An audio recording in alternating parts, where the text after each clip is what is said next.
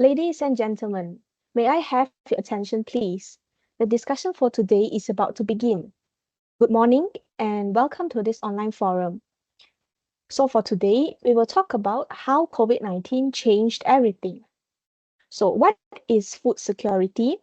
What are the underlying causes, or you can say major contributors that lead to food insecurity? Or in what ways does food insecurity hinder the overall community and also the economic development? What can the government and people do to mitigate the risk of food insecurity during and beyond the pandemic? And these are the questions which we will uncover in this forum today. So I'm your moderator, Chin Yue Ying, and I will be moderating the discussion for today. I'm very thrilled to be here today with our experts on food security and nutrition who have been pioneering in this field. So, ladies and gentlemen, may I present the first panel, Miss Siti Aisyah binti Muhammad Taufik, a member from a non-government organization called Insan. How are you today, Miss Aisyah? Yeah, I'm fine, thank you. Thank you. So panel 2, we have Dr. Shara Adila binti Muhammad Isa, a Chief Medical Officer from KPJ.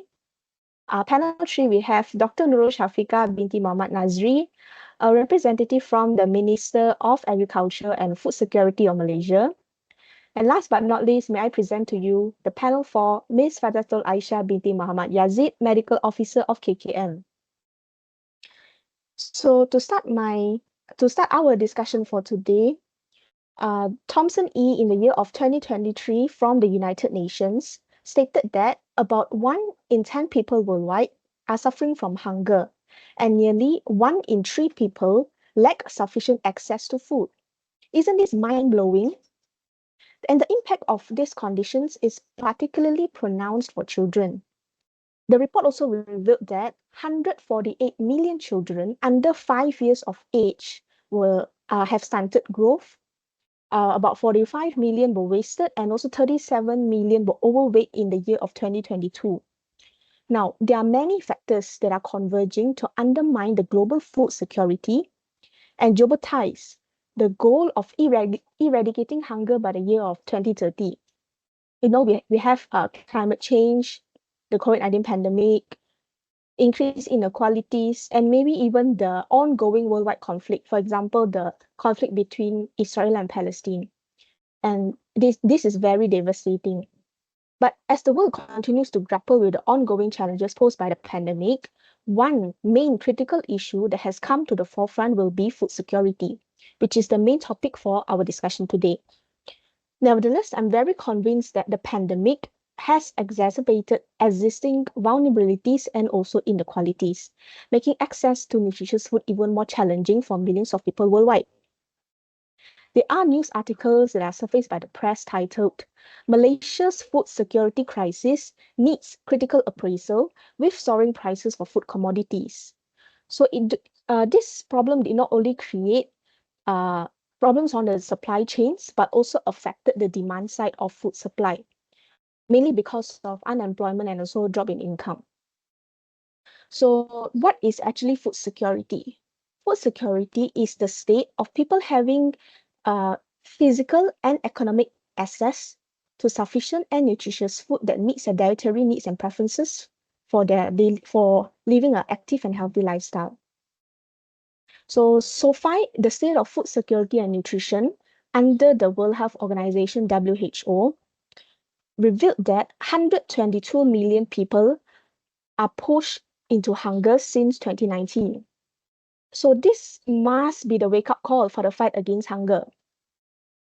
Unfortunately, there are not many rays of hope, as it is projected that more people will still be facing hunger, but we have no choice but to put in our very best efforts to reach our goals.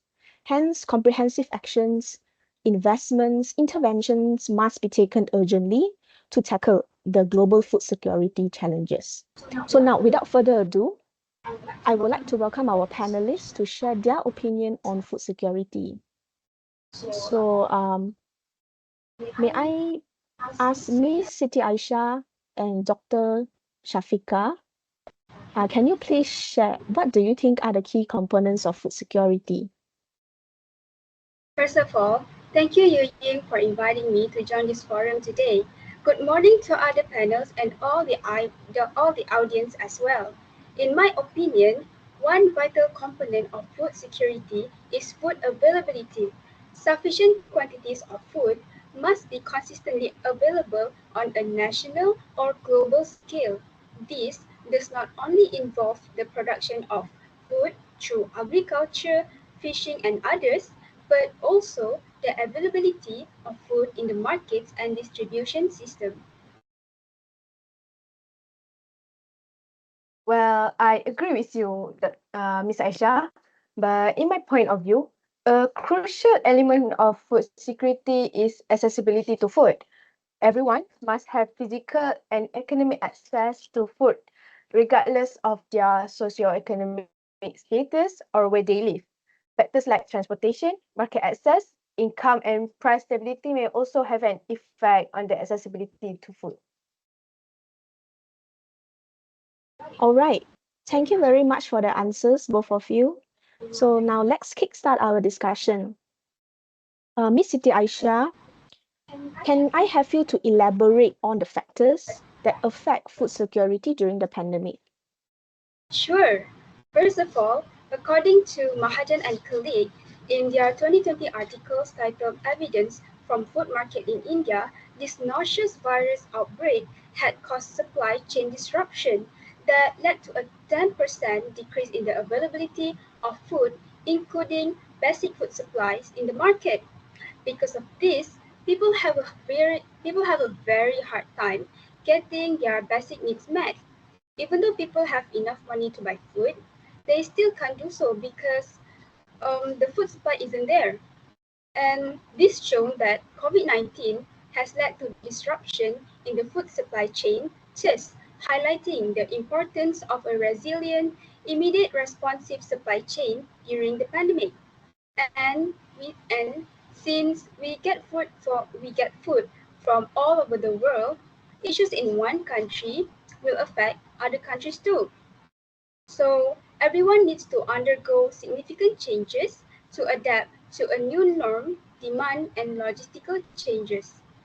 But with fewer workers available, maybe due to illness or lockdowns, it will take more time to make this adjustment. At the end, it will leave people frustrated and worried about their food supply.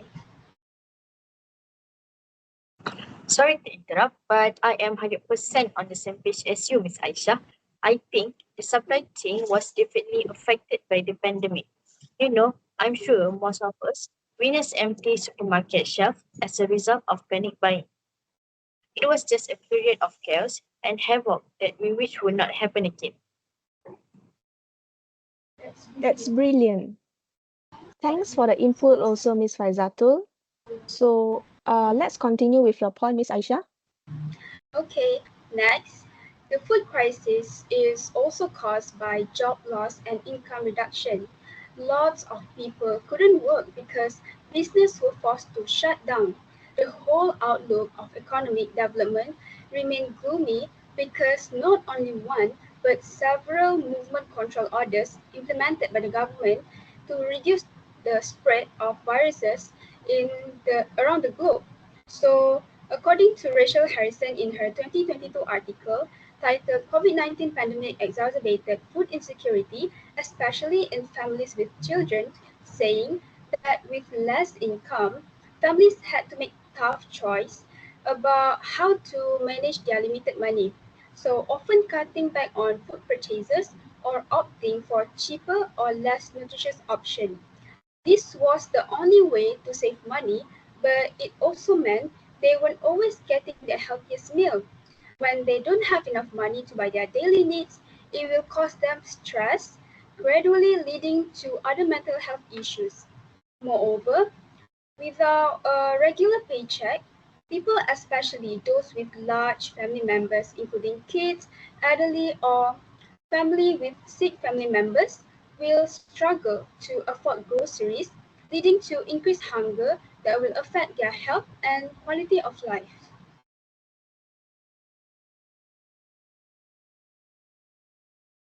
Yes. I agree with you, Miss Aisha, on the second point that you mentioned earlier about job loss and drop in income. Because according to the International Labour Organization, the Great Lockdown has cost 500 million full-time jobs worldwide. I understand that this is needed to curb the virus, but it has caused an economic crisis that is said to be worse than the aftermath of World War II. So we have evidences like long lines of people, even though they're dressed up well, they still line up to get free food from soup kitchens or food banks. So uh, it proves that Malaysia experienced a food security crisis. I couldn't agree more. For your information, Malaysia Agricultural Research and Development Institute, MARDI, have conducted a study that reveals around 91.1% of entrepreneurs in the agri-food sector were affected by the COVID-19 pandemic, and almost 60% of households experienced a reduction in income of up to 700 ringgit a month. Yes, both of you are absolutely right. Last but not least, food insecurity during pandemic was also caused by social support breakdown. According to Panwa and colleague in their 2022 article titled The Future of Global Supply Chain in Post-COVID-19 World, the pandemic has significantly changed our food landscape with high unemployment producing long lines at food banks, interruption in supply chain leaving shelf empty and as shared by one of you earlier, and also lockdown prompting some consumers to stockpile shelf stable groceries. This has caused people to act selfish to get all the food they want. It is not ideal. It is not ideal as it can cause fights among the citizens.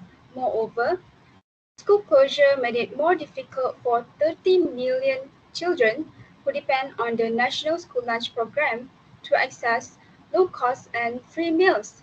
This is so sad as it will affect the children's growth as their body are still growing and they really need nutritious food to grow healthily.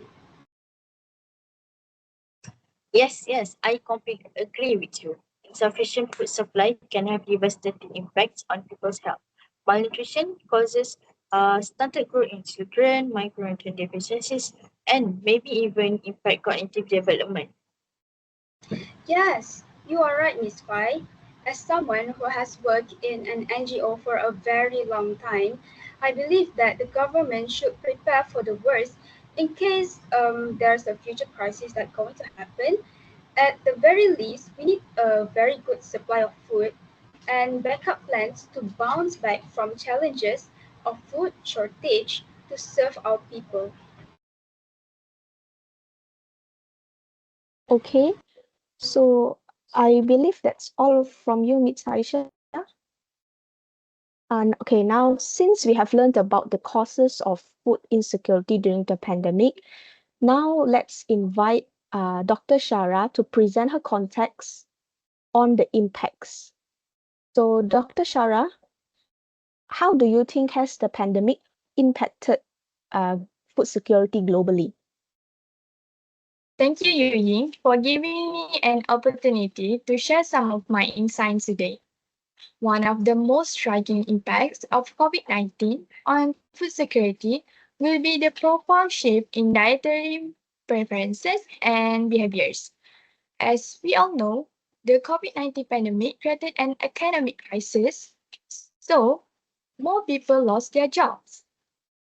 I know we discussed this earlier. When family have a less money, they will tend to buy the cheapest food that they can find without even thinking about their nutritional values and content. According to the WHO in their 2020 article titled Impacts of COVID-19 on People's Livelihoods, Their Health, and Our Food Systems, it is stated that the pandemic is likely caused the substantial shift demand away from nutrient-dense foods and toward the basic staple food such as rice. The pandemic itself compels individuals to seek out the more affordable options and often sacrificing nutritional qualities. By relying on cheap, high-calorie foods such as processed food and instant noodle, can alleviate the existing health problems like high blood sugar level and also cholesterol. So this hits marginalized food the hardest. On top of that, when many individuals seek out the cheaper food options over nutrient-dense foods, it causes the negative implication for farmers. Have you ever thought about this before, ladies and gentlemen? Do any of you know what I mean by this? I think farmers may experience a decreased income due to the reduced demand because people will not buy their product. It's just a simple analogy of when there is an oversupply of less nutritious food in the market, price will decrease, encouraging people to buy more of the less nutritious food. So what happened is farmers who sell healthy food will face a reduction in income. Yes, you are right, Miss Aisha. I feel bad for them because they work so hard to produce good quality crops, but they do not earn sufficient income. Yeah. Furthermore, the COVID-19 pandemic has brought the logistical challenges that significantly impacted the food security. As highlighted in the same article by the WHO in 2020, border closures, trade restriction, and also confinement measures have been preventing the farmers from accessing the markets, including from buying the inputs and selling their products. This situation will disrupt the flow of agricultural activities and making it difficult for farmers to access the important material such as fertilizers, equipment, and also seeds. Without all of that, farmers will face the challenges in maintaining the food productions. Moreover, the restriction would delay the transportation time of agricultural products to the market. That will result in economic losses for farmers and increase the risk of food spoilage. Social distancing also made it hard for farmers to do their jobs. Because of this, there are not enough workers to harvest crops on time. This makes the problems with getting harvest on crops to store even bigger. That's why, despite all these challenges, it's crucial to back efforts ensuring the farmers get what they need. Let's raise the awareness about the impact of COVID-19 on the food supplies and advocate for policies that offer the assistance to our agricultural communities. Together, we can make sure that everyone has enough to eat and no matter the challenges that arise. Oh yeah, I remember that I mentioned earlier about the border closure. Malaysia relies more on the export than the imports since we have petroleum and the palm oil. But because of the restriction, there will be a significant revenue loss from the export sector, which can affect the country's GDP and overall economic growth. Overproduction and surplus of commodities that were intended for exports might lead to the price drop and waste. I'm sorry, Dr. Shara, but what is GDP? I think I've heard of GNP before, but I don't know the difference between them. Oh, okay. Thanks for asking. I'm happy to share. Ladies and gentlemen, for those who don't know, GDP stands for the gross domestic product. It is a measure of the market value for all domestic goods and services produced by a country. Meanwhile, GNP, which is the gross national product that Ms. Aisha talked about, is a value for all goods and services produced by citizens and also businesses. In simple words, GDP only includes those produced by country and GNP produced by the people. Wow. Thank you, Dr. Shara, for the explanation earlier. So any of the panelists here would like to add on? I would like to interrupt some. The COVID-19 pandemic has really messed up food security and economic growth, especially for farmers. With borders closed and trade restricted, farmers can't get the stuff they need or sell their product easily, leading to less food and more spoilage. This has caused job losses and income drops, hitting small farmers the hardest. All these problems show how important it is to build resilient food system, use tech solutions, and work together globally to keep food security strong.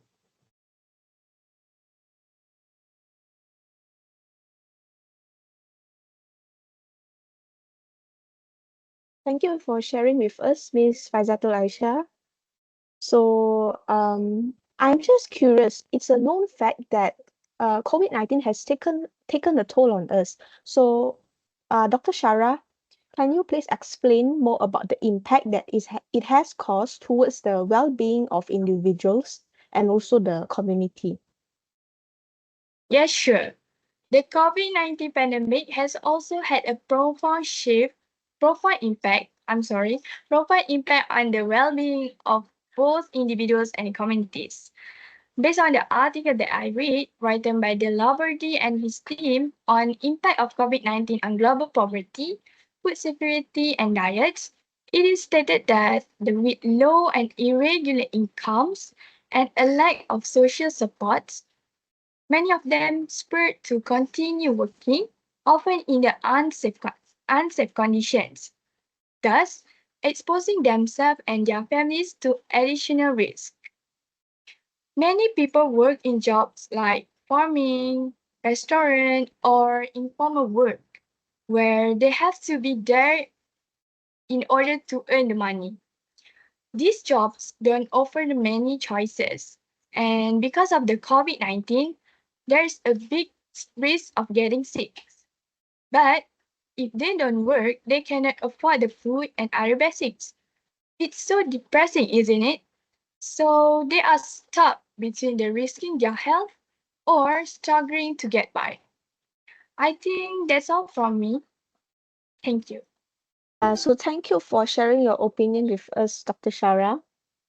Now let's continue our discussion with a new segment with Dr. Nurul Shafika and also Ms. Faizatul Aisha, which is Sustaining Food Systems, the approaches to food security in a post-pandemic world. Now, there are many initiatives that are executed by the government to address food insecurity during the pandemic.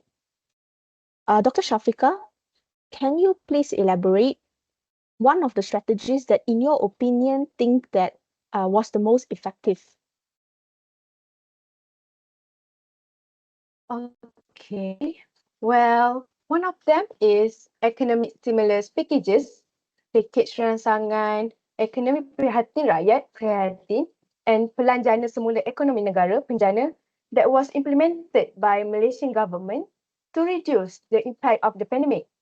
The packages, with a total of 295 billion, 45 billion ringgit is directed to government fiscal injection. What is fiscal injection, you might ask?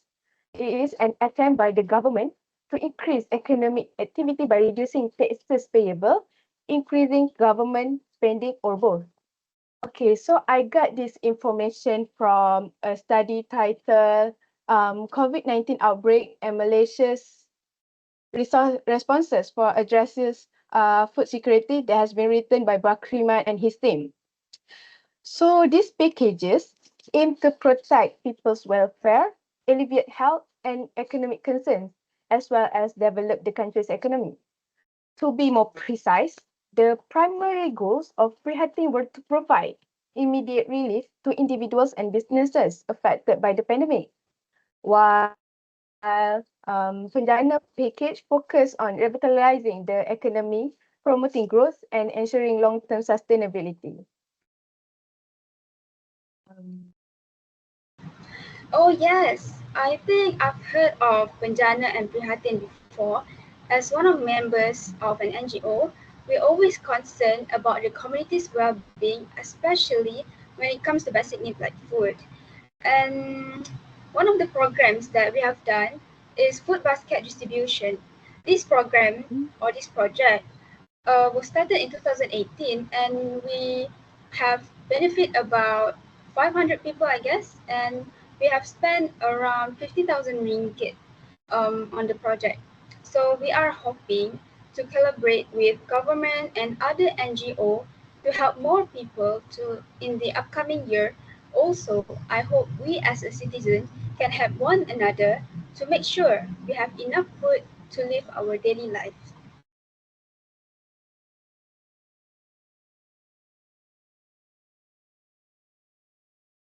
Yes, I wish you the best in finding partners that you can work with together.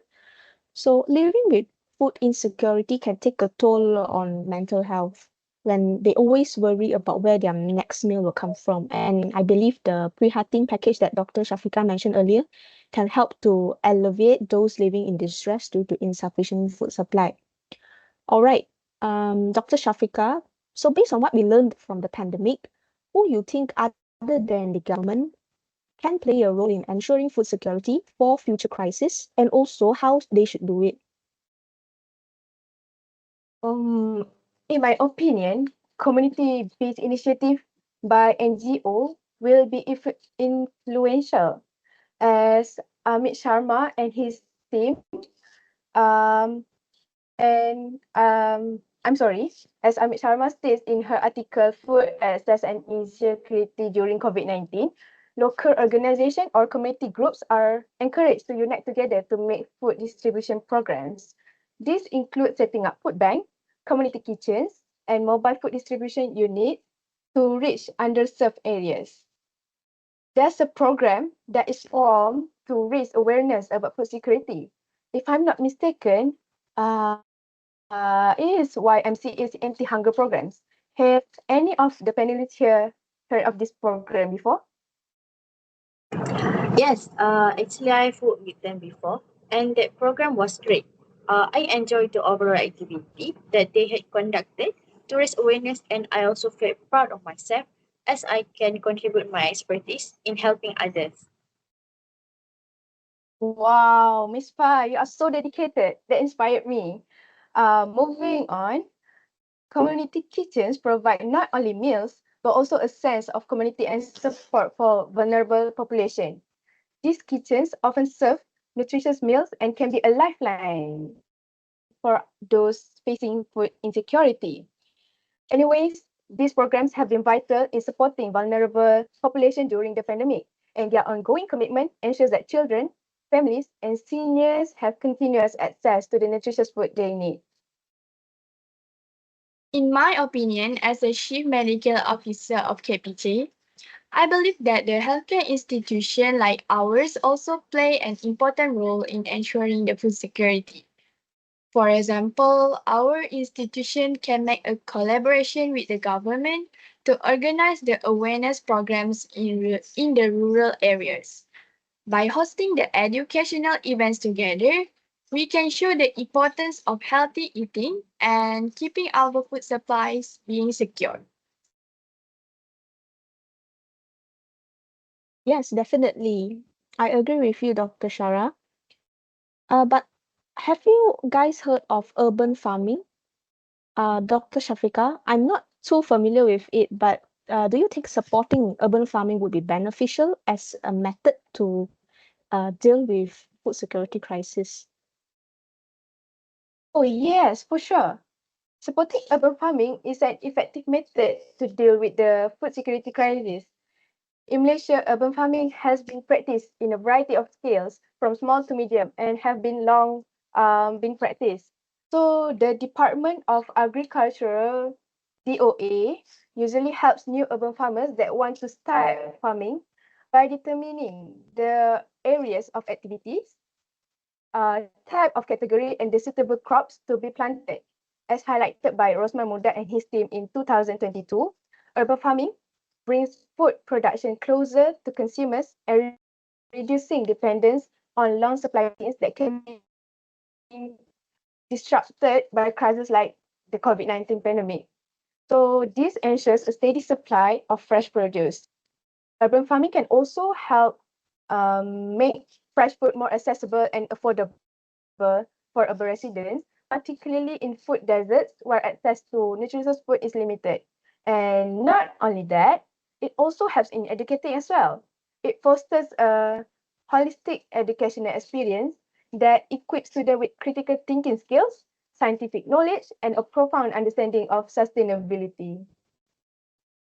As someone who plays a big role during the COVID-19 pandemic, I have to say that this crisis really opened my eyes to see the vulnerabilities in our food supply chains and the critical importance of supporting our local farmers.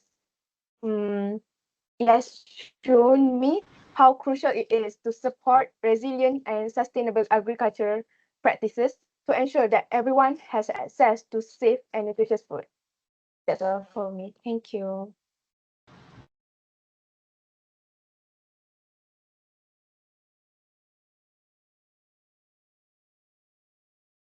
I see. Urban farming sounds very promising. Yeah, that's so true. Urban farming can be done by using the technology that is available now, and it is really good as the family can produce their own food without relying on the food market. I personally like to plant salad, so I can easily pick them from my mini hydroponic garden and use it anytime and anywhere. Oh, yes. That would definitely save.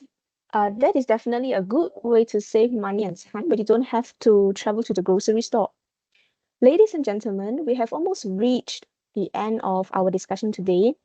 So now let's further discuss the simplest but also the most functional ways all of us as individuals can do to ensure food security both during and beyond the pandemic. Ms. Fazatul, would you like to share? Thank you, Yuying. Firstly, I think reducing unnecessary food waste by careful meal planning is an easy method in which everyone can comply. This can make sure that you only have the items you need and not what you want. The common mistake of purchasing more food than is actually needed can also be avoided. Therefore, reducing food waste. In other words, portion control is a must when making purchases or when ordering. By following the principle of portion control, you can eat the appropriate amount of food while maintaining your health and minimizing food waste. And next is another important factor that might contribute to reducing food waste is through the correct method of food storage. I believe this is where airtight containers come in handy as it reduces exposure of food to air. Nobody likes to have a soggy or soft cracker. Understanding the proper way to preserve different kind of food is also beneficial. For example, certain fruits and vegetables need to be stored at low temperature, while others need to be kept at room temperature. Food shelf life can be significantly increased by being aware of and using certain storage techniques. We must make the best use of the food resources available at our households and our community at large by supporting the idea of conscious eating, appropriate storage, and also strategic meal planning. Yes, Miss Faizata Aisha. I really love the airtight container method because I've been using that method for years now. This where my start Tupperware comes in handy. Next, thank you, Ms. Shah. Next, local initiative can also improve food security by creating a connection between farmers and consumers through new innovative method for food delivery. In my point of view, making use of local transportation options for food delivery network is a groundbreaking idea to promote the farm to fork approach. By the way, since food delivery field is exploding now, anyone here have heard of the term ghost kitchen or cloud kitchen?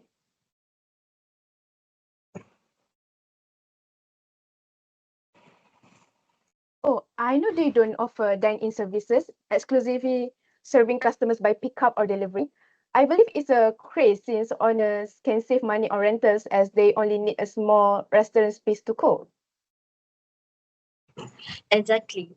Besides, integrating smart technologies into the food delivery system further enhances the efficiency of the system, hence improving food security. Occurrence of food shortage due to restricted access to groceries can be greatly reduced. Marketplace can also improve the food security by allowing the farmer to sell his product to customer directly, resulting in less expensive and more fresh food. This marketing strategy promotes the use of local products, helps out local communities, and offer fresh food, which improve the food security. If we all do our part by planning smartly and supporting the local initiative, we can make the we can make sure that everyone has access to food now and in the future. But Ms. Faizatul, people often engage in panic buying during crises like this. So what do you think that we can do to avoid these problems? I think to avoid panic buying, people should rely on credible sources for any information on food supply. They should also try their best to focus on buying what they need, considering expiration dates and places for storage at home. According to ISIS Malaysia, the demand for retail food soared. However, demand for food away from home, such as restaurants or hotels, sharply declined. The drastic shift in this type of demand has reshaped the food supply chain, causing the sudden clamoring for certain products, resulting in panic buying. Overwhelmed retail shops were unable to quickly restock their inventories due to the sudden shift of consumer needs. In order to address this issue, some retailers limit the total amount of products an individual is permitted to buy. And lastly, I would like to reassure everyone that food supplies are not a cause for concern. Don't buy more than you can use before it goes bad or exceed your storage space at home. Demand has been all over the place, making it hard for stores to restock quickly. This is the reason why many stores are restricting the quantity you can purchase in one go. Let's make sure we all have what we need and shop wisely. Thank you. Yes, I definitely agree with all your points, Ms. Faizatul. It is because, in my point of view, taking action to address these challenges is essential in ensuring the food security after all. Promoting the local initiative not only supports the small scale farmers, but it also can strengthen the community's ability to bounce back from the challenges. Besides that, by avoiding the panic buying and implementing the measure to regulate the purchasing, we can ensure a fair distribution of accessing food resources, particularly during a crisis.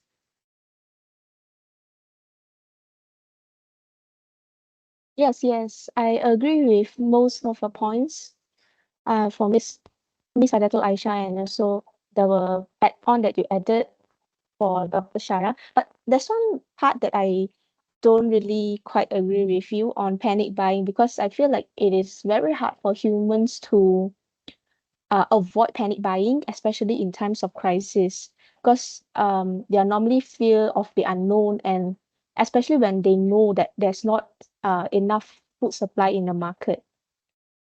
But let's agree to disagree. So I think all of you have shared uh, very good points in our discussion today. So that is the end for our forum. Thank you to all panelists for your thoughtful contributions in this forum discussion on food security during the pandemic. Your insights and ideas have shed light on the complexities of these issues and also the importance of taking actions to ensure the access to nutritious food for all, especially during times of crisis. I myself have also gained a lot of new knowledge on food security. And most importantly, I would like to thank all the audience here for listening attentively to our discussion. As we conclude, let's reflect on the significance of our conversation and the potential impact of our collective efforts. By raising awareness, advocating for change, and supporting local initiatives, we can make a difference in the lives of those affected by food insecurity. I encourage all of you to take what you have learned today from this discussion and turn it into action, whether it's by volunteering with a local food bank, supporting policies that address food insecurity, or just simply by spreading awareness in your community. Remember, every effort counts. Thank you.